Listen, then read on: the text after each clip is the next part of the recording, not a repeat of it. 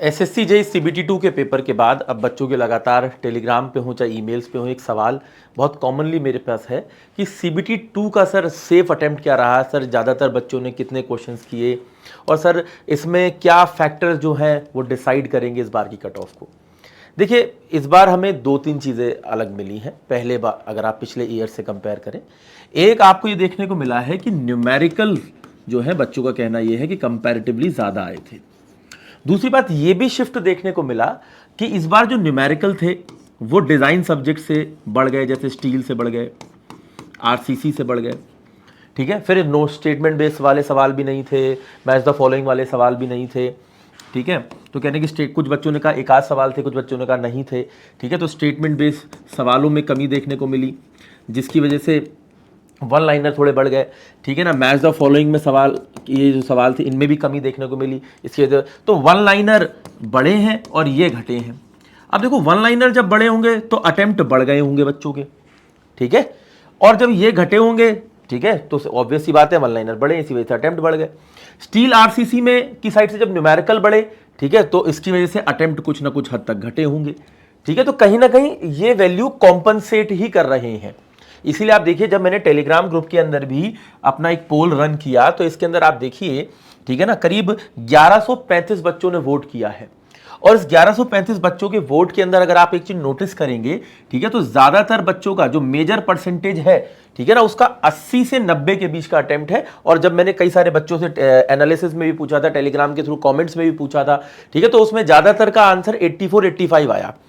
अब अगर आप इस चीज को नोट करें, ठीक है ना, किसी भी बच्चे का अगर मैं एक्यूरेसी जो है, ज्यादातर बच्चों का देखिए, कुछ बच्चों ने जितने अटेम्प्ट किया सारे तो सही नहीं होंगे, कुछ बच्चों के कुछ सवाल गलत भी हुए होंगे, ठीक है ना। कहीं हम अपने अटेम्प्ट अगर 80 मान के चल रहे हैं तो उसमें 3-4 सवाल अक्सर गलत हो जाते हैं, 5 सवाल अक्सर गलत हो जाते हैं, ठीक है। तो अगर एवरेज अटेम्प्ट 85 के आसपास आ रहा है तो मैं एक्यूरेसी लगभग 78 की मान के चल रहा हूं, और इस हिसाब से 3 नंबर का एक मार्क्स है तो एटमोस्ट 240 नंबर बनते हैं, ठीक है ना। अगर मैं आपके सीबीटी 1 के अंदर 130 नंबर भी मानकर चलूं ऑन एन एवरेज, ठीक है, तो 370 नंबर बनते हैं, ठीक है। तो अगर आप एक चीज ये देखें कि अगर आपने, मेरा मानना यह है कि 75 से या फिर 75 के आसपास एक्यूरेसी के साथ आंसर किए हैं सवाल, ठीक है ना, तो आप एक अच्छा डिपार्टमेंट ले जाएंगे, ठीक है ना। और अगर आपके देखिए 65 से ऊपर लगभग 68 के आसपास तक, ठीक है, आपके सवाल सही है तो आपको कोई ना कोई डिपार्टमेंट तो मिल ही जाना है। तो ये मेरा हिसाब से सेफ अटेम्प्ट जो है, ठीक है ना, वो ये रहेगा।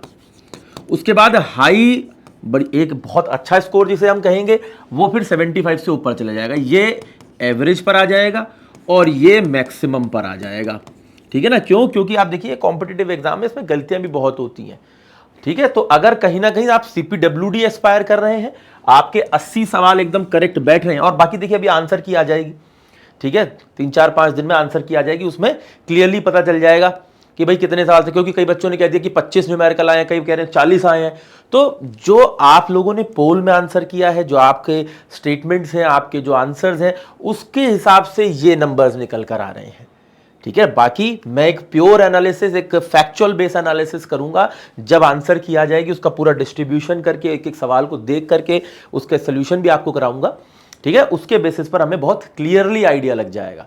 लेकिन अभी यही नंबर कहते हैं कि अगर आप सीपीडब्ल्यूडी एस्पायर कर रहे हैं तो कहीं ना कहीं 360-350 से ऊपर आपके नंबर एनी हाउ होने चाहिए। 370 बन जाते हैं तो वेल एंड गुड है, ठीक है। और फिर अगर आपको कोई भी डिपार्टमेंट चाहिए तो भाई 65 से 66 सवाल लगभग ठीक होने चाहिए, ठीक है ना, तभी आप किसी भी डिपार्टमेंट को एक्वायर कर पाएंगे as per your statements, as per your answers, ठीक है। अच्छा, रही बात देखिए अब 2026 का भी, अब देखिए कैलेंडर तो है, नोटिफिकेशन आ जाना चाहिए था, अभी तक नहीं आया है, ठीक है ना। लेकिन जो बच्चे यूपी ट्रिपल एससी का पेपर देने जा रहे हैं, आज मैं ईएससी बेस्ड आप लोगों को एक शानदार एग्जाम ये कराने वाला हूँ, क्या कहते हैं, मॉक टेस्ट 7 बजे रोज यूट्यूब पे आप लोगों के लाइव सेशन लेता हूँ।